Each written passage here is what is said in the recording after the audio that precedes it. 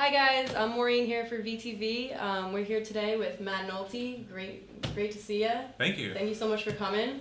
Thanks for having me. Yeah, so my first question for you today is, at what age did you start drawing, and at what point in your life did you realize you could make a career out of this? Okay. Well, I've drawn my whole life. It's just what I really love doing since I can remember. And my mom's an artist, so I was always supported in it. And I always wanted to be a wildlife artist because I love bird watching and stuff. So I imagined doing that for a living when I was a kid. And then around third grade, I learned that one of my favorite storybook artists, whose name is Bill Peet, I learned that he was a Disney employee in his earlier career. And so then I was like, oh my gosh, it kind of opened my eyes to animation around third grade. And then I kind of targeted that and just really wanted to do that. But I've always been somewhat insecure, but the people around me always believed I would, and it kept me going. And so a great support system. Totally. And then because of that, it just became, that's just like all I did and all I focused towards. And then with the help of those people and others, I just kind of listened to them, took the right steps, and it happened luckily. So. Wow. So are you completely self-taught? Or have you ever had any formal training? Yeah, I didn't know I was teaching myself, and I didn't know my mom was teaching me by allowing me just to do it, because it was just fun, as a kid. And then once I went to college is where I realized, oh, what I've done so far was practice, and then I also realized, you leave for college and you realize all the kids from high school that drew are now more condensed. Right. And I'm like, oh my gosh, these people are better than me. Yeah. So I'm like, I have to really learn. Now I have to learn how to draw. Yeah, it gets more intense. Yeah, I did it for fun, and then I realized, oh, you mean you have to actually work? Right. And so that was kind of eye-opening, and I realized, there's a lot to learn, and that's where all the breakdown of ego and all the humility starts to come. And you're like, oh my gosh, I'll never, it's going to be a lifelong journey to be an artist of any kind. So. I've just done it my whole life, and then so to answer that, yes, I've been taught for sure, and many mentors and teachers. Yeah, definitely. So in the past, you were an animator for Cars. You were a character designer for Ratatouille, and you currently are the character art director for The Good Dinosaur. So can you tell us a little bit about the differences between these positions and which one you prefer? Yeah. Okay. Well, I love all of it. Animation is the people the animators are the people that make the characters act. It's really what you see on screen. If you're crying or laughing, it's because of their performances, and I love that part of it. I got hired as an animator on Cars.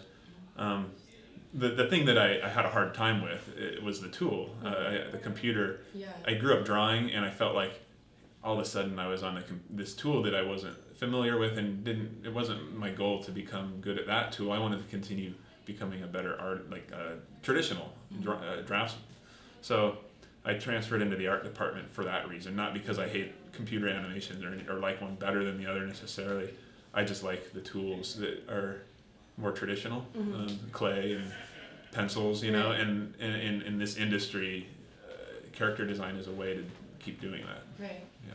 As a character art director, you're responsible for turning sketches of characters on the paper into 3D computer models, right? So is it hard to get to exactly replicate the original sketch onto the computer? Like, is there often discrepancy? Oh, there always is. Yeah, that's another thing I've learned, and mentors, teachers have taught me this, that you're when you draw something, it looks one way, and then if you sculpt it in clay, it's gonna be somewhat different. Right. But if you retain the spirit of it, that's the key, the emotional part of it. And that's kind of a theory I have, or a philosophy. When we move into the computer, it's gonna look different than the clay or the drawing, and that's okay. Right. As long as the integrity of the intent and and the shapes generally, but mostly the emotion. Okay. So it does change, and that's okay. It's part of the fun. Yeah. What would you say was the biggest challenge that you faced while working on The Good Dinosaur that you've never ever faced before with other films? Yeah, but it's so fun. It's hard to okay, what was a challenge? It's hard to find one that was really not fun. So all the challenges are fun. One of the fun challenges was these dinosaurs, for example, the T-Rexes are ranchers, and the director said, hey, I want these guys to feel like they're riding on horses, even though they're not on horses. We want to feel like cowboys.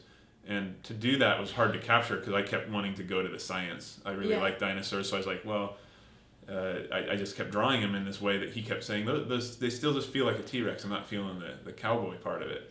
And I had to break their anatomy in certain ways. Yeah, if it was really what I did was we bent the back or the spinal cord of the T-Rex so they're more upright, and that's totally against science. Right. But it made a really cool character. Yeah, it made it work. And that was a challenge for me, just to get my brain around what the director wanted, and to accept breaking some of the scientific rules or whatever. Okay.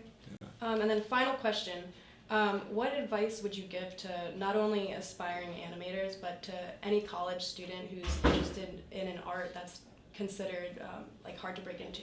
Yeah, well, for me, I'm just going to speak from personal experience. The number one thing that has helped me is basic drawing skills, really. Just fundamental basic drawing and doing the best I could at that. It's opened up doors to use other tools and to do other creative things just because of those basic skills. So I would say draw and look at life and draw from that.